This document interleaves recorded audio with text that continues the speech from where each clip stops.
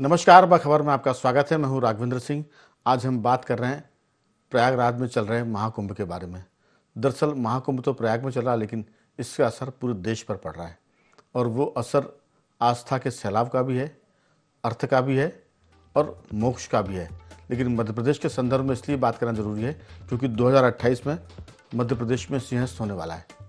अलग बात है कि जो अनुमान प्रयागराज में लगाए जा रहे हैं उस हिसाब से मध्य प्रदेश में भक्तों के या श्रद्धालुओं के आने की जो संख्या है वो लगभग आधी से भी कम है या आधी है। प्रयागराज में तो 45 करोड़ से ऊपर श्रद्धालुओं ने संगम में गंगा जी में डुबकी लगाई है। लेकिन मध्य प्रदेश में जो सिंहस्थ उज्जैन में होगा, महाकाल की नगरी में, वहाँ अनुमान है अभी कि लगभग 20 करोड़ श्रद्धालु 2028 में आएंगे। अब 2025 में 2028 का हम अनुमान लगा रहे हैं। जाहिर है कि ये अनुमान 3 साल में काफ़ी बढ़ सकता है। इस पर हम करेंगे विस्तार से बात की आखिर महाकुंभ का जो आस्था का सैलाब है उसको किस ढंग से मध्य प्रदेश की सरकार व्यवस्थित करेगी, किस ढंग से जो स्वयंसेवी संगठन है, एनजीओज हैं, वो इसमें काम करेंगे। इसके साथ साथ श्रद्धालु कितने संयमित समझदार होंगे। प्रयागराज की जहाँ तक बात है वहाँ अभी महाजाम लगा हुआ है। जबलपुर तक, रीवा तक जाम का असर पड़ रहा है।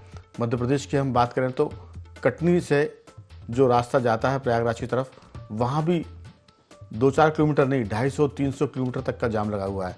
तो ये स्थिति अगर प्रयागराज में है तो मध्य प्रदेश में क्या होगी। जाहिर है कि जो हम अनुमान लगा रहे हैं 20 करोड़ संख्या, इससे हो सकता है कि 30 करोड़ हो जाए, 35 करोड़ हो जाए। लेकिन व्यवस्था के नाम पर जो यूपी की सरकार कर रही है, मध्य प्रदेश के अधिकारियों को, मध्य प्रदेश की सरकार को उससे सबक लेने की ज़रूरत है। आज हम इस पर बात करें उसके पहले सुनते हैं कि इस मुद्दे पर मध्य प्रदेश के उप मुख्यमंत्री राजेंद्र शुक्ल क्या कहते हैं और कांग्रेस के वरिष्ठ नेता दिग्विजय सिंह का इसमें क्या कहना है। 30 किलोमीटर का जाम लगा हुआ है यहां से इलाहाबाद जाने में। आज मेरी प्रशासकीय अधिकारियों से चर्चा हुई तो उन्होंने यही राय दी है। मैं तो आज जाने वाला था, रेल घाट पे हमारे स्नान का हमने व्यवस्था की हुई थी, कोई वीआईपी के रूप में नहीं, साधारण व्यक्ति के रूप में। मैं जब मुख्यमंत्री था तब भी मैं साधारण एक व्यक्ति के रूप में मैं पूरे परिवार के साथ मैंने स्नान वहाँ किए हैं। अब यही है कि उसमें अव्यवस्था और ना बिगड़े, यही हम यूपी के मुख्यमंत्री जी से अनुरोध करेंगे। प्रयागराज में चारों दिशाओं से लोग आते हैं। जब वहाँ भीड़ बढ़ती है तो फिर उनके निर्देश पर यहाँ का जिला प्रशासन उनको होल्ड करता है और उस समय उनको खाने पीने की सारी व्यवस्थाएं पुख्ता रहें, इसके लिए यहाँ पर बहुत बड़ी टीम काम कर रही है। न सिर्फ प्रशासन बल्कि जिला जो एनजीओज हैं, जो जनप्रतिनिधि हैं और हमारे भारतीय जनता पार्टी के जिलाध्यक्ष वीरेंद्र गुप्ता जी के नेतृत्व में सारे भाजपा के जितने कार्यकर्ता हैं वो सारे लोग लगे हुए हैं और सेवा का काम कर रहे हैं। तो व्यवस्था में तो सरकार तो लगी है, लेकिन जैसा उप मुख्यमंत्री मध्य प्रदेश के राजेंद्र शुक्ला ने बताया कि उनकी पार्टी के जो कार्यकर्ता हैं वो भी इसमें काम कर रहे हैं, जिलाध्यक्ष भी काम कर रहे हैं। लेकिन इसमें मैं चर्चा में जरूर ये कहूँगा कि इस पूरे मामले में वैसे काम करने की ज़रूरत है जैसे कोरोना काल में लोगों ने मदद की थी, सड़कों पर, अस्पतालों में, और उसके साथ साथ जिसको जहाँ लग रहा था वो मदद कर रहा था। तो ये मामला धार्मिक है, ये आपदा नहीं है कि कोरोना जैसी आपदा। लेकिन इसमें व्यवस्था की जहाँ तक बात है, सबको मिलकर काम करने की ज़रूरत है। ना तो कोई सरकार, ना कोई प्रशासन और ना कोई अधिकारियों का तंत्र इसमें काम कर सकता। जब तक सब मिलकर काम ना करें तो महाकुंभ के महाजाम पर आज हम बात करेंगे। चर्चा के लिए हमारे साथ जुड़ गए हैं दिल्ली से सामाजिक कार्यकर्ता नागेंद्र सिंह परमार जी, फ़ोन पर जुड़े हैं हमारे साथ सामाजिक कार्यकर्ता रमेश सिंह जी, और जल्द स्टूडियो में हमारे साथ जुड़ेंगे मध्य प्रदेश के वरिष्ठ पत्रकार योगीराज योगेश जी, जो हाल ही में महाकुंभ की यात्रा करके लौटे।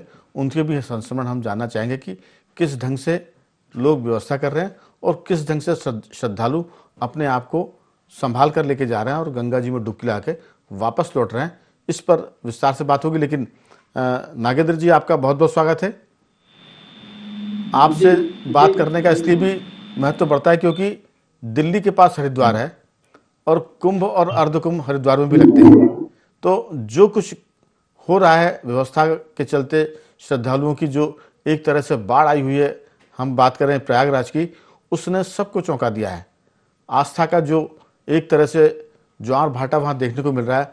हर शाही स्नान के साथ भीड़ आ रही है श्रद्धालुओं की, उसमें बुजुर्ग हैं, बच्चे हैं, बीमार हैं, सब हैं, घोड़े गाड़ियाँ सब आ रहे हैं। इसके साथ साथ आप देखिए कि मौनी अमावस्या के बाद अब एक और स्नान है जो सबसे महत्वपूर्ण है, माघ की पूर्णिमा।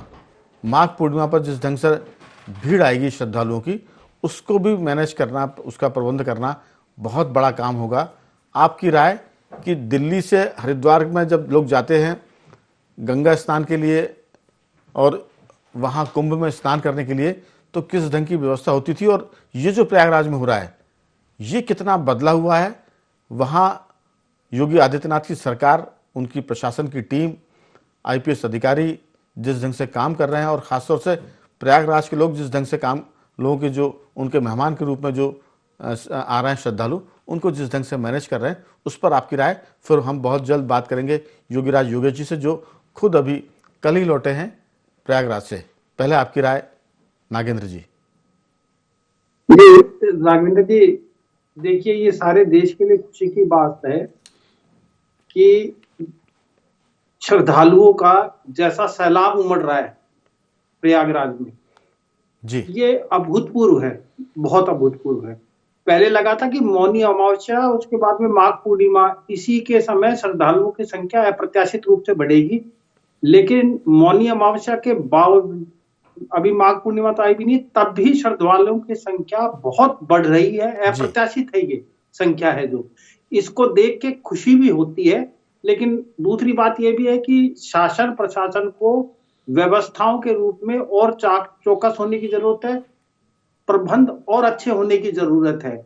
देखिए, पिछले 4-5 सालों में अगर हम बात करें तो ये मतलब बहुत बदलाव देखने को मिल रहा है।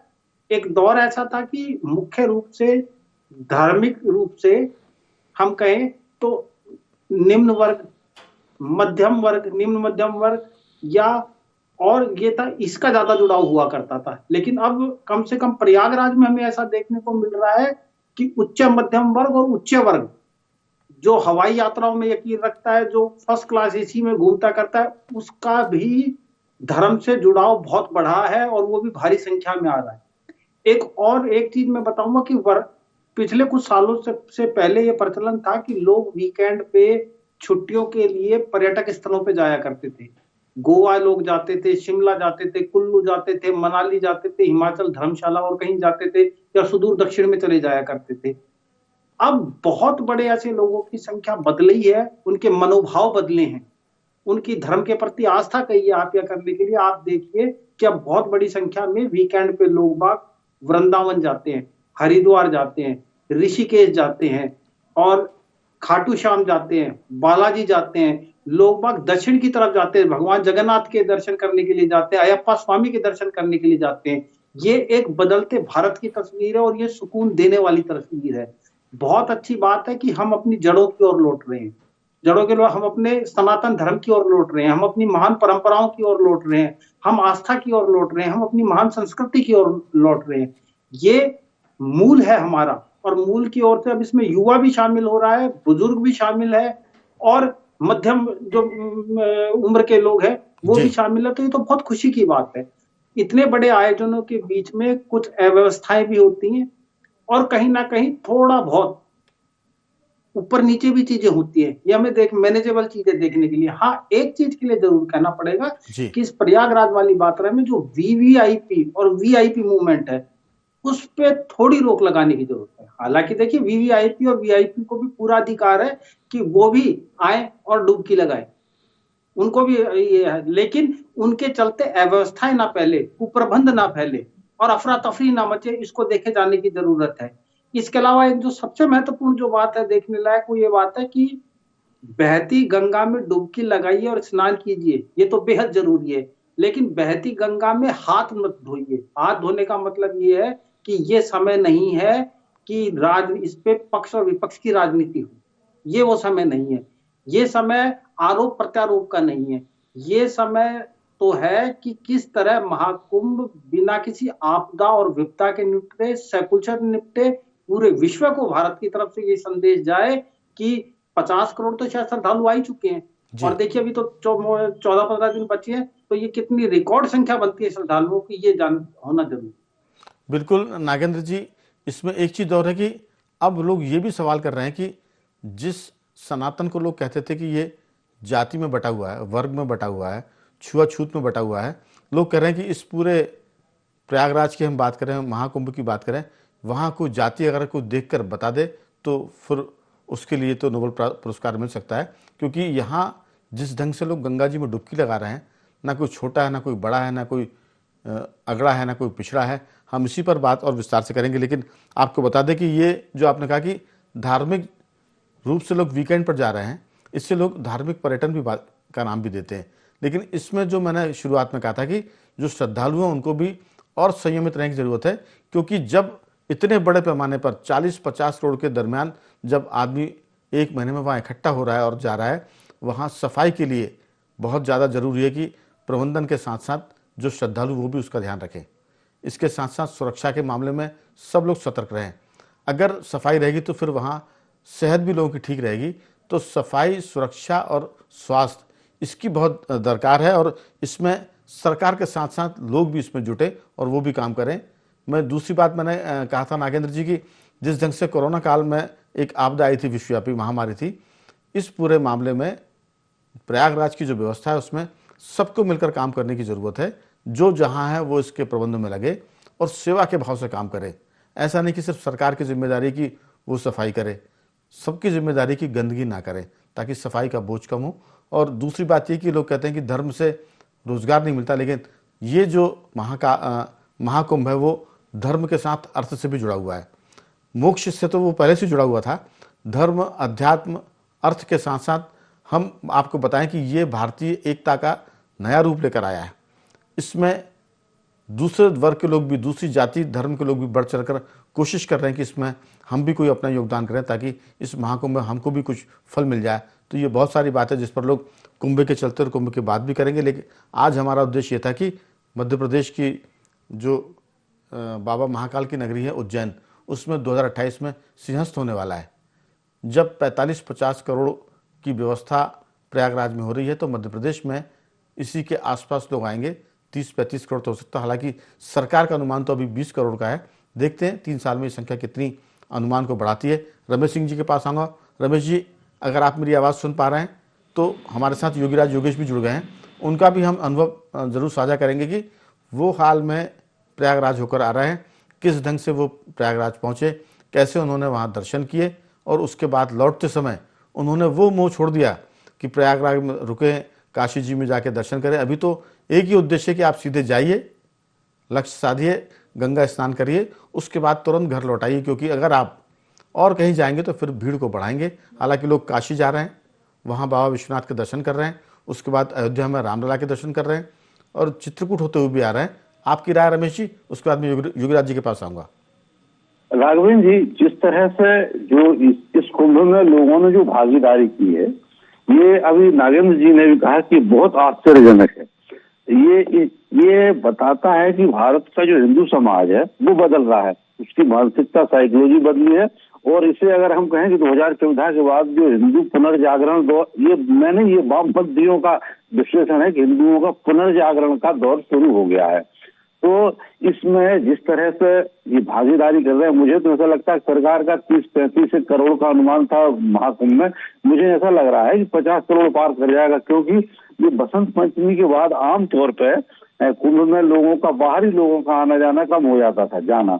लेकिन इस बार अभी मेरे कुछ रिश्तेदार वहीं इलाहाबाद में है 12 तारीख की स्याही के लिए, तो प्रयागराज के चारों तरफ भयंकर जाम लगा हुआ है और प्रयागराज में बहुत भारी भीड़ है। ऐसा लग रहा है कि जो मौनी अमावस्या की जो भीड़ थी उसी भीड़ के लगभग ये रहेगा। और मुझे ऐसा लग रहा है कि महाशिवरात्रि की जो स्याही है, जिसे कि सबसे फीकी मान के, मेरा अनुमान था कि सबसे फीकी रहेगी, वो भी फीकी नहीं रहेगी। 50 करोड़ से ऊपर का जो आंकड़ा है इस कुंभ का निकल जाएगा।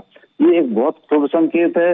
इससे क्या होता है, इससे अर्थव्यवस्था भी चलायमान रहती है। और दूसरी सबसे महत्वपूर्ण बात यह है कि इससे समाज में एक समरसता का भाव आता। अभी आपने कहा कि जाति का कोई इसमें मतलब ढूंढना भूसे में पिन के सुई ढूंढने जैसा है। तो ये इस तरह की घटनाएं सोशल मीडिया के माध्यम से, मेन स्ट्रीम मीडिया के माध्यम से, और अब इस तरह की घटनाएं जो होती है तो ये राष्ट्रीय और सामाजिक एकता को बढ़ावा देती। दूसरी बात, अभी आपने उज्जैन का कहा था, राघवेंद्र जी सरकार का आंकड़ा 20 करोड़ का है। मुझे लगता है कि ये आंकड़ा फेल होगा और मतलब सरकार को यहाँ भी जो भीड़ है उसके नियंत्रण के वही उपाय करने पड़ेंगे जो प्रयागराज में है।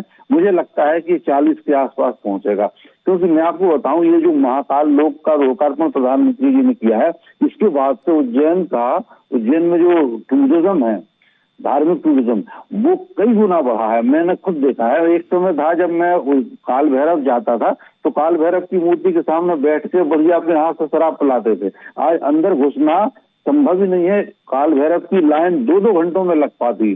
तो जिस तरह से ये बढ़ा है, ये सिंहस्थ के टाइम पे ये बहुत ज्यादा बढ़ेगा और 20 करोड़ तो बहुत कम है। सरकार को इसके बड़े व्यापक इंतजाम करवाने पड़ेंगे। इसमें एक बात और है कि अगर सरकार के जो अधिकारी हैं, जो भी उनका एक ये पूरी टीम है, अगर उसने अनुमान को बढ़ाकर व्यवस्था की तब तो चीज़ें बिगड़ने से बच जाएंगी। अगर आपने अनुमान को मिनिमाइज करने की कोशिश की तो फिर ये मामला रायता फैल जाएगा। हालांकि फिर पूरी व्यवस्था महाकाली करेंगे, वैसे भी महाकाली वहाँ करते हैं। लेकिन मुझे लगता है कि 2028 तक जब सिंहस्थ होगा तब मध्य प्रदेश के महाकाल की नगरी उज्जैन में श्रद्धालुओं का आंकड़ा, आज मैं बात कर रहा हूँ, कोई मैं भविष्यवक्ता नहीं, लेकिन नोट कर लें आप लोग कि ये आंकड़ा 50 करोड़ से ऊपर निकल जाएगा। 20 करोड़ की अगर व्यवस्था की जाएगी तो ये ऊंट के मुंह में जीरे की तरह होगी और बहुत ही दिक्कत हो सकती है। तो सरकार को व्यवस्था के मामले में 50 करोड़ का अनुमान लेकर चलना चाहिए, ताकि 2-4-5 करोड़ ऊपर हो तो वो उसमें सध जाएं। लेकिन अगर आप 20 करोड़ का अनुमान लेकर चलेंगे, अभी 3 वर्ष बाकी है और जो श्रद्धा का ज्वार है महाकाल के मामले में तो बहुत ज़्यादा है। प्रयागराज तो एक अपनी अलग जगह थी, लेकिन जो चीज़ें हमने पिछले कुछ दिनों में देखी है, बाबा महाकाल की तरफ श्रद्धा का जो एक तरह से सैलाब है वो 50 करोड़ को पार कर जाएगा सिंहस्थ के मामले में। मैं लौटूंगा आपके पास, हमारे साथ जुड़ गए हैं योगीराज जी। ये सारा मामला जाति धर्म से अलग हटके है। दिग्विजय सिंह जी ने कहा था कि वो जाना चाहते थे, लेकिन व्यवस्था एक साधारण और बहुत ही सामान्य श्रद्धालु की तरह, लेकिन वो जा पाने की स्थिति में दिखते नहीं, क्योंकि जिस ढंग का जाम लगा हुआ, 300-300 किलोमीटर सड़कों पर जाम लगा हुआ है। मुझे लगता है कि राजनीति अपनी जगह है, लेकिन सनातन के मामले में दिग्विजय सिंह जी की आस्था पर कोई सवाल खड़े करने की मुझे लगता है कि गुंजाइश नहीं, क्योंकि मैं भी उनको 1990 के आसपास से जानता हूँ। 24 साल ये और करीब 34 साल का मामला है। जो सनातन या धर्म के राजनीति में तो बहुत सारी बातें सच झूठ बोलनी पड़ती है, मजबूरी है, लेकिन श्रद्धा की जहाँ तक बात है, जो दिग्विजय सिंह जी ने कहा है कि वहाँ पर सबको मिलकर काम करने की ज़रूरत है। और हमारी चर्चा का विषय ये है कि मध्य प्रदेश को तैयार रहना चाहिए सिंहस्थ की तैयारी में, क्योंकि ये आंकड़ा 20 करोड़ तो बहुत कम है, 50 करोड़ के आसपास यहाँ भी जा सकता है। आपकी राय? देखिए राघवन जी, सबसे पहले तो सबको जय गंगा मैया की और जय हो तीर्थराज प्रयाग की। आपको असली हिंदुस्तान देखना है, असली देवत्व के आपको दर्शन करना, तो एक बार कुंभ ज़रूर जाना चाहिए।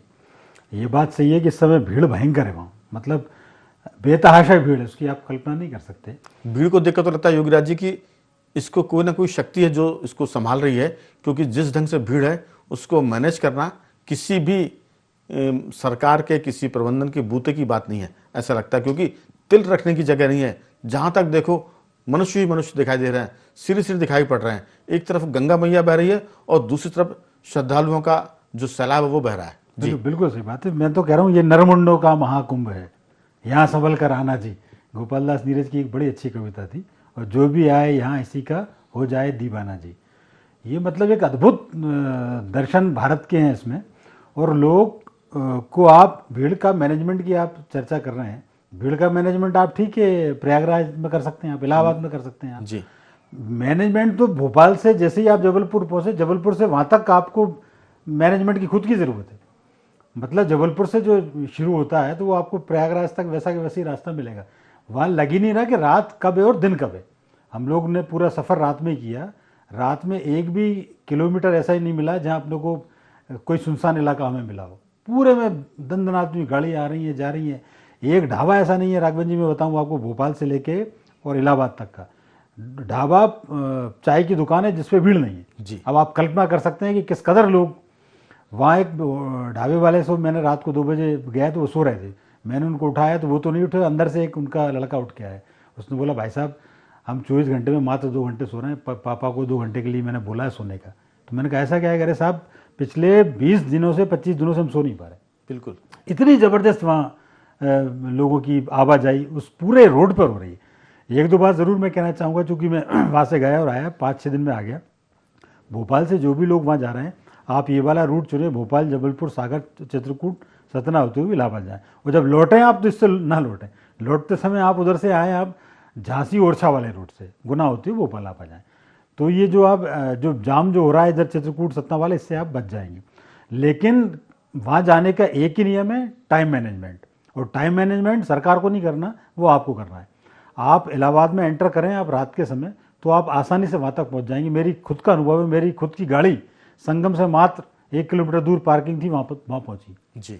500 मीटर केवल चलना पड़ा हमें, लेकिन वो 500 मीटर चलने में हमको 50 मिनट लगा, इतनी भीड़ वहाँ है।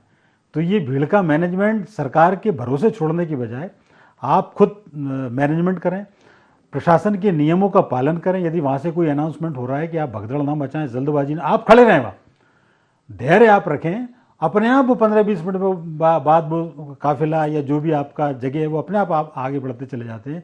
भगदड़ की स्थिति तब बनती है जब आप अनावश्यक लाइन तोड़कर या आगे बढ़ने की कोशिश में आप जाते हैं, तो फिर वो धक्का मुक्की की हालत बनते हैं। और बहुत बढ़िया महाकुंभ चल रहा है, केवल एक बीच की ये घटना छोड़ दी जाए, उसके अलावा आप कल्पना कर सकते हैं पूरी दुनिया का आदमी वहाँ है। भारत की बात नहीं कर रहा मैं जी। विदेशियों के जो डेरे हैं, विदेशियों के जो अखाड़े हैं, फुल भरे पड़े हुए हैं विदेशियों से।